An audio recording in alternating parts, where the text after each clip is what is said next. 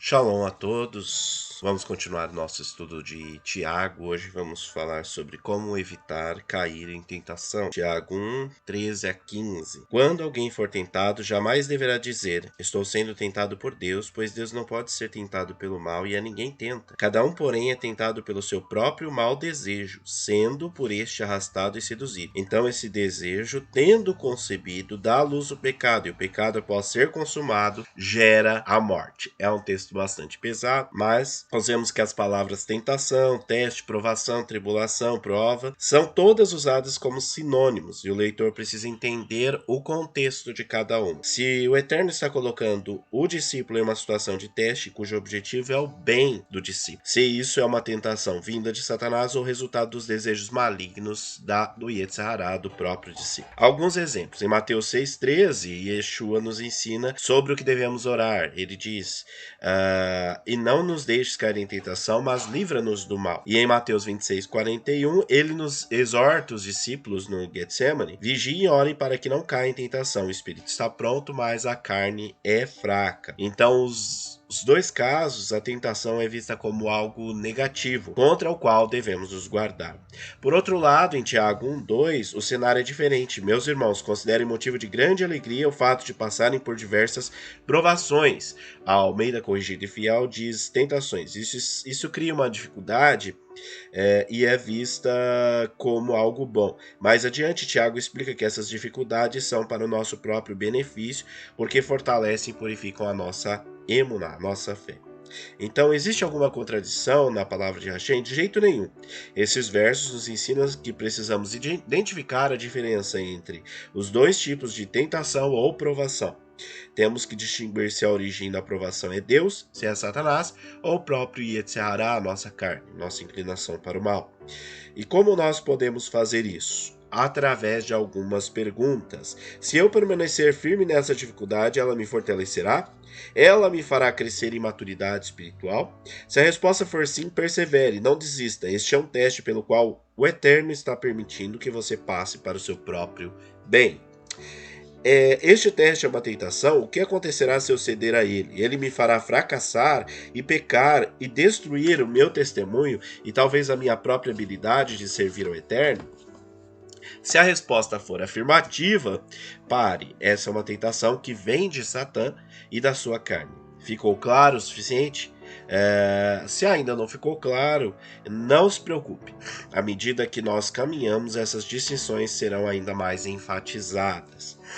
Colocar a culpa no Eterno não é uma opção, né? Ele diz: quando alguém for tentado, jamais deverá dizer estou sendo tentado por Deus, pois Deus não pode ser tentado pelo mal e a ninguém tenta, né?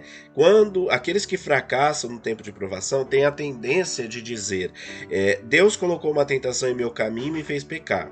Falando com palavras mais simples, eles apontam um dedo acusador para Deus, como se tivesse sido culpa dele, e eles caíram. Então, essa atitude ignora completamente esses versos que nos ensinam que as provações vindas de Deus, que elas sempre visam o bem. E qual o entendimento correto? Deus não tenta ninguém, mas ele certamente prova a nossa emuná. Sabemos disso porque o próprio Deus diz que ele vai provar a fé do povo de Israel. Deuteronômio 13, 2 a 19.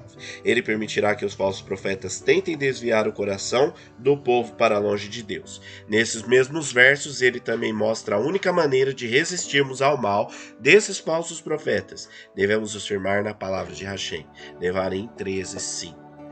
Porque Deus jamais irá contradizer a sua própria palavra. Deus a ninguém tenta, mas ele de fato prova a fé dos seus filhos para que eles aprendam a se manter perto dele e não se desviem da sua palavra. Ela é a melhor defesa de um crente temente a Deus. Tem contra o pecado e contra os falsos ensinos. Se é assim, então qual é a diferença entre um teste ou provação e uma tentação? Vamos lá, provações. Deus pode permitir que passemos por dificuldades, sofrimentos, estresse, com a intenção de provar a nossa fé, logicamente de nos ensinar a paciência.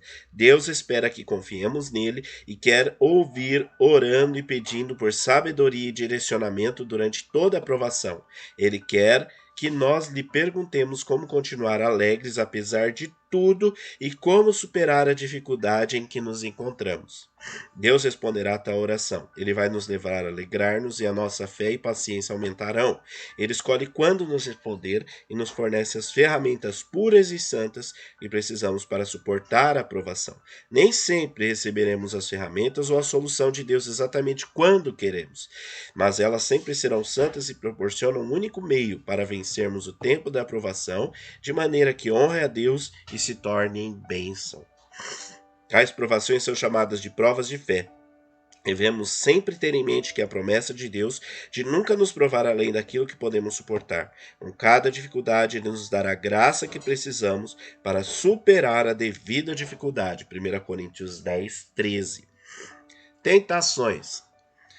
Tentação, uma compulsão ou desejo forte de ter, ser ou fazer alguma coisa, algo que causa uma compulsão ou desejo forte para ter ou fazer alguma coisa, especialmente algo que seja mal, errado, desaconselhável, diz o dicionário de Webster.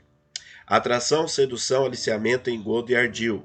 Rogers, Century Teasers.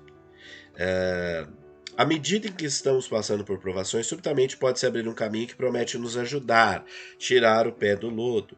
Contudo, a promessa envolve meios que não são completamente éticos, né?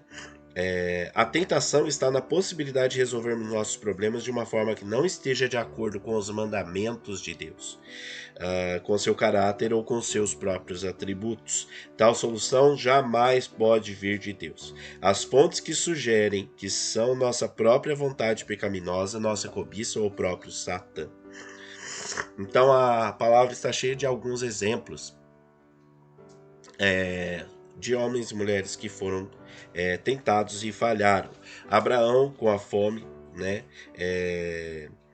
Abraão desce para o Egito, né? E ele escolheu uma solução parecida fácil, e lá Abraão falhou, né? E Deus teve que corrigir seu servo e por graça trouxe de volta para o lugar de obediência e bênção, como a terra prometida.